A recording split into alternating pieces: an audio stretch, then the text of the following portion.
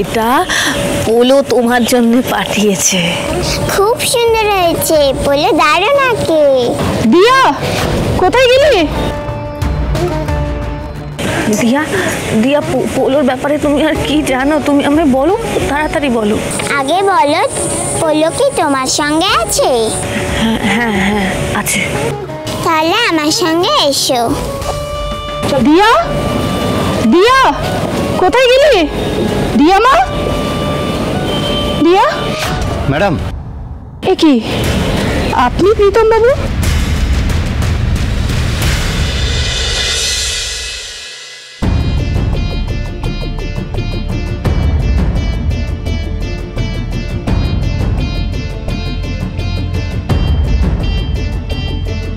তেজ, তেজ, তেজ ওঠ, সকাল হয়ে গেছে, ওঠ ওঠ, সকাল হয়ে গেছে, দেখ ওঠ। তুই আবার এই ছাই পাশগুলো খাচ্ছিস? হ্যাঁ, তারপর নেশা করে আবার ঘুমিয়ে পড়েছিস এখানে। টেরই পাইনি এখানে। আচ্ছা তেজ, আমাকে একটা কথা বল, বাড়িতে বাবা আছে, মা আছে, দাদা আছে, দিদি ভাই আছে, সবাই আছে, তারা যদি দেখে তুই নেশার ঘরে এভাবে ঘুমোচ্ছিস, কি ভাববি বলতো তোকে? স্বপ্নে ভাবতে পারি না যে কোনোদিন তোকে এই অবস্থায় দেখবো। কি কেন, তুই কেন নিজেরই হাল করছিস আমাকে বলবি? জমা, আমার অবস্থা কবে ভালো ছিল? সারা জীবন এক মুহূর্ত তো শান্তি পাইনি আমি। কেন বাবা?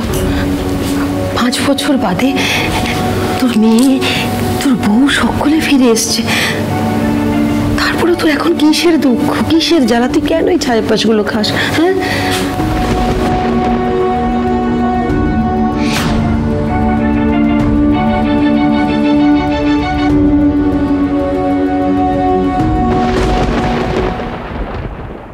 কি বললে?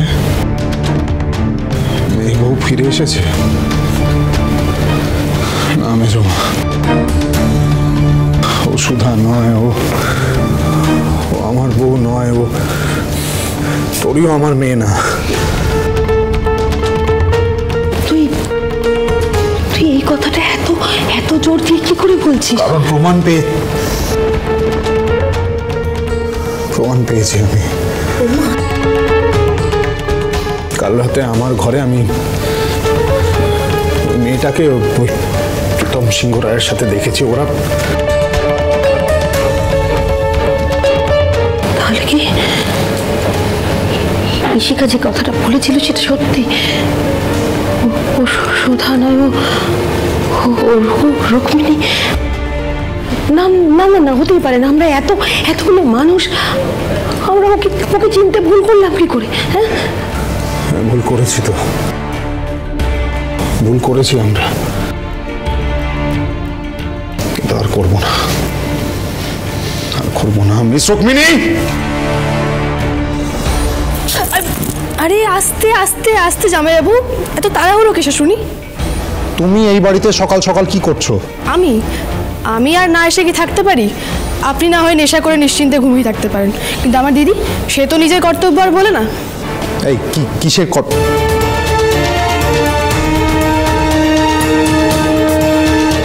আজ তো আমার ওনার সঙ্গে আশ্রমে যাওয়ার কথা ছিল।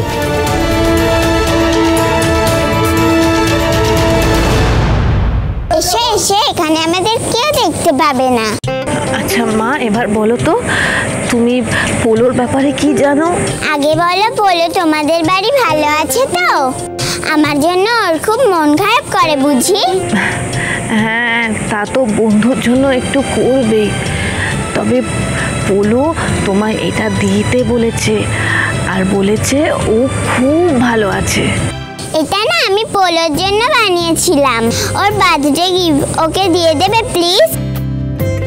হ্যাঁ নিশ্চয় দেব, আর তুমি চাইলে পোলোকে আমি মাঝে মাঝে এখানে নিয়েও আসবো।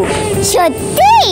একদম সত্যি, তবে তোমায় না আমার কাছে সব সত্যি কথা বলতে হবে। শোনো, তুমি পোলোর ব্যাপারে কি জানো? ওকে কবে থেকে চেনো? ছোটবেলা থেকেই তো চিনি। পোলো যখন এইটুকু ছিল, সবে জন্মেছে, তখনই রানীমাসি বলে একজন পোলোকে এখানে নিয়ে এসেছিল। দিদি বলেছিল পোলোকে নাকি ওর বাবা মা কোথাও ফেলে দিয়ে গেছে। তার মানে পোলো ছোটবেলার থেকে তোমাদের এখানেই থাকতো? ছোটবেলার থেকে? কিন্তু ইনচার্জ দিদি না পোলোর ব্যাপারে কোনো কথা বলতে আমাকে বারণ করেছে জানো। তাই তুমি দিদিকে বলো না আমি এসব তোমাকে বলে দিয়েছি। আচ্ছা, বারণ করেছে কেন? ওই যে আঙ্কেল আন্টি যে সেদিনকে এলো না, ওরা তো পোলোকে নিয়ে গেছিল। ওরা এসে ইনচার্জ দিদিকে অনেক টাকা দিয়েছে, বলেছে এটা কাউকে না বলতে, ওরা পোলোকে নিয়ে গেছে। আমি সবটা আড়াল থেকে শুনেছি। প্রীতম বাবু, আপনি একটু বসুন, আমার একটা জরুরি কাজ আছে, আমি এক্ষুনি আসছি। না দিদি, আপনাকে কোথাও যেতে দেওয়া যাবে না তো। মানে? মানে একটা বিশেষ কারণে আপনাকে 1 সেকেন্ডের জন্য চোখের আড়াল করতে পারবো না। কি কারণ? কারণটা আমি বলছি।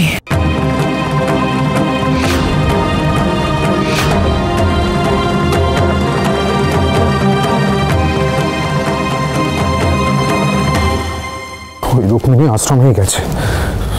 শিখা একদম ঠিক বলেছে, সবটাই ওনার প্ল্যান।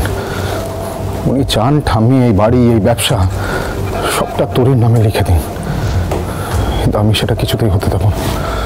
কোথায় যাচ্ছ তেজ? আজকে তো বাড়িতে একটা অনুষ্ঠান, রাখি পূর্ণিমা, তুমি এভাবে চলে যাচ্ছ যে?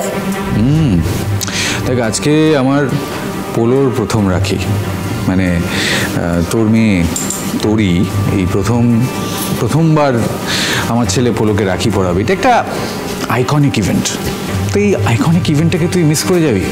Not fair brother. কে বলেছে জামাইবাবু থাকবে না? আজ তো আমরা সবাই মিলে একসাথেই রাখি সেলিব্রেট করবো, তাই না? হ্যাঁ, তো বাড়ির সবাই তো করবে ঝিনুক, তুমি এখানে কি করছো? ও মা, আমি তো বললাম রাখি সেলিব্রেট করতে এসেছি, আর দিদি আমাকে এখানে ডেকেছে। এই তো সবাই চলে এসেছে। এই ভাই চল রাখি পরিয়ে দিই। আর জানিস তো আমি সকাল থেকে উপোস করে আছি, প্রচন্ড খিদে পেয়েছে। আরে বাবা, আমি না খেলে তো পিকলুও খাবে না, ওকে তো খাওয়াতে হবে। চল চল চল। দিদি আমার কথা শোন, তুই বাকিদের পড়া, আমার একটা কাজ আছে, আমি আসছি। দাদা শোন, আমার এখন আবার কিসের কাজ তোর?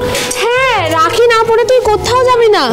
আর তাছাড়া কি মজা হবে বলতো, তোরই তো আছে, তোরইও পিকলুকে রাখি পরাবে, কি মজা হবে তাই না? আচ্ছা ভাই, তোরই কোথায় রে? ভালো পিপি। এই তো তোরই চলে এসেছে। আমি রেডি হয়ে চলে এসেছি, আর পিকলু দাদাকেও নিয়ে এসেছি। থ্যাংক ইউ সোনা মা। দাও। আচ্ছা ঝিনুক, রাখি যে পরাবো, রাখি কোথায়? রাখি তো মাম্মাম বানিয়েছে, কিন্তু মাম্মাম এখন বাড়িতে নেই, বিএফএফ এর সাথে বাইরে বেরিয়েছে। তাই নাকি? Wow, great. যে সুধা এই বাড়িকে, বিজনেসকে নিজে রক্ষা করবে বলে দাবি করে, সেই সুধা এই বাড়ির অনুষ্ঠানে সকাল হতে না হতেই নিজের বেস্ট ফ্রেন্ডের সঙ্গে হেঁটে পড়লো। হ্যাঁ, এটাই বুঝি ওর দায়িত্ববোধ।